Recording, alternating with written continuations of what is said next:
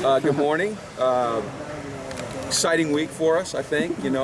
Great challenge with Arizona coming in here, and we've struggled a little bit at home, as everybody knows, and so this is just going to be a great test. And we had a really good practice today. I think there's just a little bit of a different mindset. I think that we're reaching that point where we understand that the inconsistencies that we've shown have to go away, and the only way we're going to make them go away is to practice with maybe a different purpose than we have. Something has to change a little bit, and we've talked about that a lot.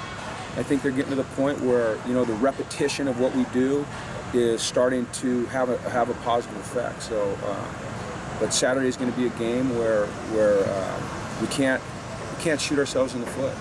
We've got to play more consistently. We've got to play better. We've got to eliminate costly penalties.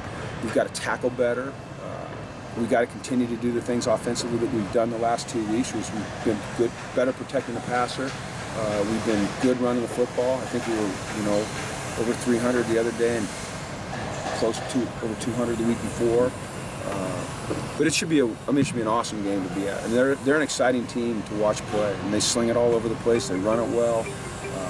They play good defense, and we beat them the last 2 years, and so I'm sure that's on their mind. And we see that they're ranked number 14, and they're well deserved, and so that's on our mind. So I think it should be a tremendous game to watch. And hopefully that place is packed, and hopefully we can, like I said, when we lost to Oregon, we feel responsibility to our fans, and so hopefully we can get that place filled up and give them something to stick around for and cheer for, and that's our objective.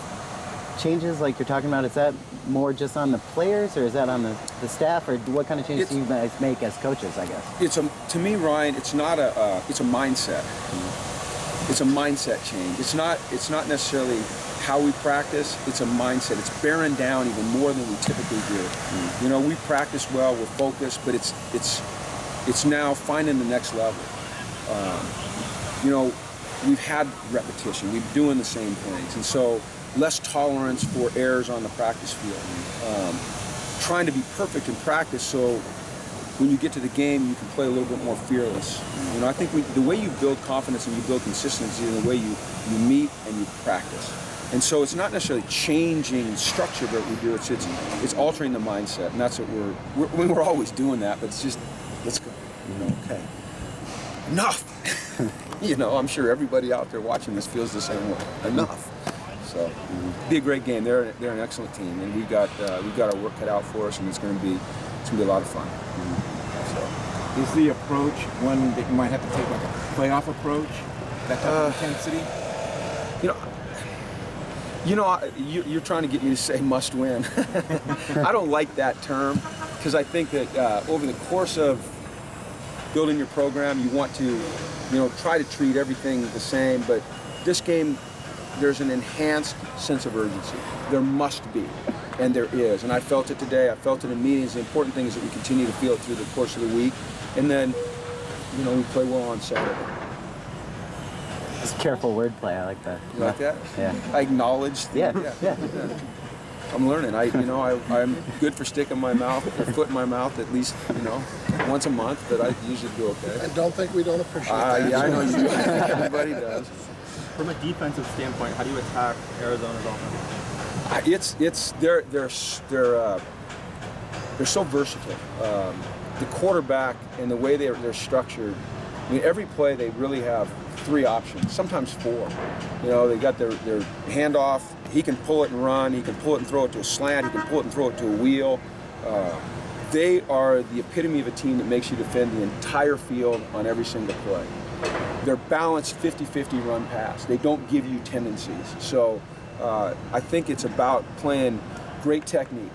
I think it's about doing what you do as well as you can do it, being locked in, making tackles, understanding that they're going to probably make a play, but you got to limit you got to put a Band-Aid on it quick. You got to limit the damage, and so that's what we're working hard at. Is there running back depth? Is that compared to working a little bit just with the 2 guys they kind of use? Oh man, those 2 guys are really good. Probably not as big in terms of height, but powerful, explosive runners. Just a great tandem. They're a really great tandem of backs. They've always had good backs, starting with Kadeem, since I've been here. Kadeem Carey, and now these guys. impressive group. How much has it made a difference for them to have a guy like Solomon step into that role? And, Big.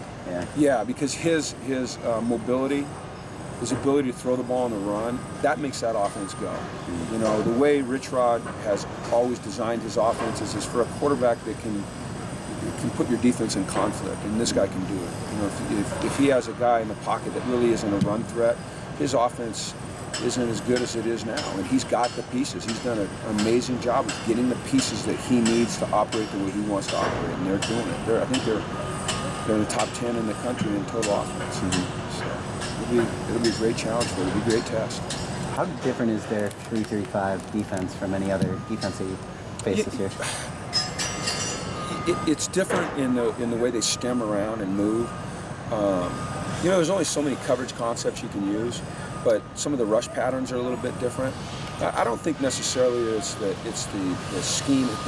They've got some really good players that make plays, and they're active. And I mean, you talk about a great effort defense, guys that run around and make plays. They're a great effort defense. Has Paul kind of become the most consistent player in the offense? Well, no. I mean, he is playing consistently, but I wouldn't say he's the most consistent. I think there's a number of guys doing a great job. I mean, how can you overlook what Jordan Payton's doing? How can you overlook really the last couple of weeks what Mossie's doing? It's a short-term thing.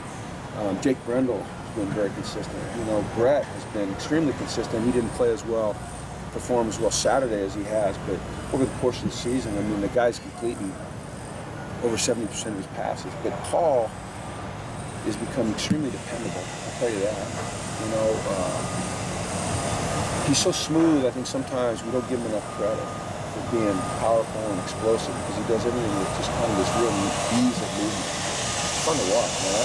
And I think he's, 4 or 5 yards away from 1,000, and that's great. Yeah, I'm happy for him. Is there a different tenor on the offensive line this week just because, you know, Alex is back, Simon's back, and these guys don't necessarily have their spots set in stone, even though they're doing pretty well, I mean, so far? Yeah, you know, we always want to create a competitive environment, and it's very competitive on the offensive line right now. You mentioned Alex and Simon, but don't forget, you know, Kenny Lacy has been playing very well, you know, when he's had to go in there. So I think there's enhanced competitiveness, but I think with that, they're more confident than they've been. They've had 2 games now where they've done a nice job protecting the passer. They've had a couple games now, well, they've had a season really where we've run the ball well. So I think that there's a feeling of confidence in them, and I see it in practice, you know. That's the most committed group maybe I've ever been around in terms of spending extra time doing what they're doing. I mean, every spare moment they have, they're all packed into Adrian's room. I mean, it's like a sardine can in there, and you don't want to go in because it stinks. But they eat all their meals in there together. They hang out. I don't know what they're doing, but they're just always together. It's really neat to see them come together like that. Nice just to finally have some depth and some options on the offensive line. Yeah, I think we talked about it on Sunday night, is that at this point in the season, the last 2 years, it's been a war of attrition, especially on the offensive line. And this year, it seems like, I think Chris and Ryan said, you're getting some guys back. You know, so you're getting Simon. And I don't know that we're going to use Simon, you know, because here we are going into game 9, and he hasn't played, and you got to balance whether or not you're redshirting or use him. But getting Alex back, having Kenny Lacy play the way he's playing, even though Kawasi hasn't seen the field, what we see in practice with Kawasi, we're excited about him. So it's a completely different vibe than it's been in the last 2 years, where you're kind of hanging on for dear life. Now, I knock on wood that, you know, as we go through the end of the season, it continues that way. It's a tough situation when you have a guy like Alex who, you know, freshman All-American last year, and he comes back and it's like, well, not necessarily a spot here for you, and he was only out a few weeks. I mean, the guy steps into that. Is it hard when you have to deal with a guy saying that it's not necessarily here, but... It could be, but it's not with Alex, because he hasn't made it hard. He just comes out and he fights, and he works. And he hasn't, you know, gone in the tank or griped or complained. His attitude's been outstanding. He's ready to play. We put him in for some plays the other day. But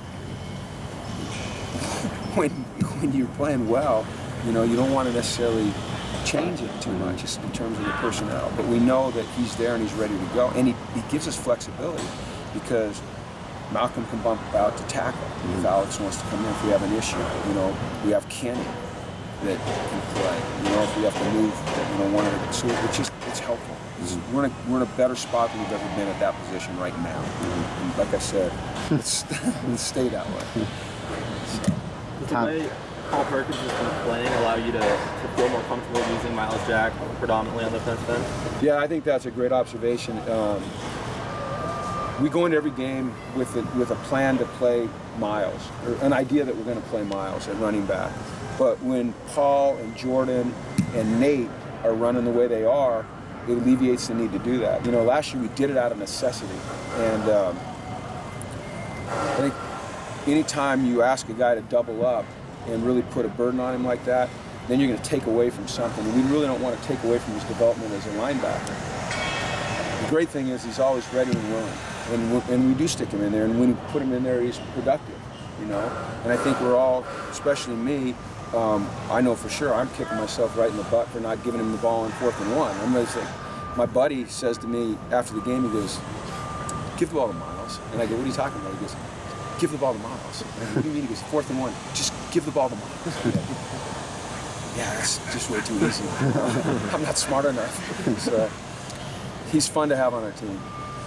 How's Thomas' hamstring? He's better. I think he's got a shot to play. You know, I think it'll be a game time decision. One of those, One of those right game up time to, we get 7:30, so we get those 7 extra hours to decide. We've tracked tendencies on game time decisions. How have by I the way. been? What are we at? None of them have played. Really well. So we hear game time decision. What has helped us is the way Mossy has played in his presence, or in his absence, and Tyler Scott has really developed this year. Mossy played 80 plays the other day. Yeah, as a receiver.